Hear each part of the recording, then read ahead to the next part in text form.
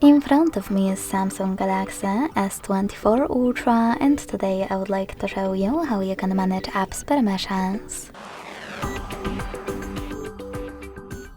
Begin by opening Settings and scrolling down to access Security and Privacy.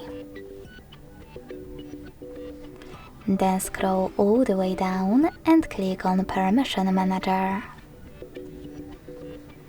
Now tap on one of those options in order to manage it, like Location, and tap on one of your apps under one of those categories.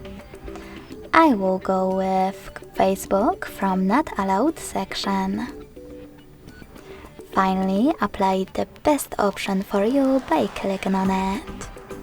Allow only while using the app, ask every time, or don't allow. I wish to apply the first one, so when I tap and go back, I can see that Facebook just gained access to my device's location if I'm using this app.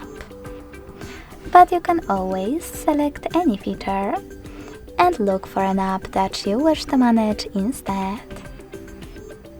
Now, don't tap on any of those options, just select See All Permissions at the bottom and manage all of those only for chosen app the same way. Thanks so much for watching. If you enjoyed this video, leave a like, comment and subscribe.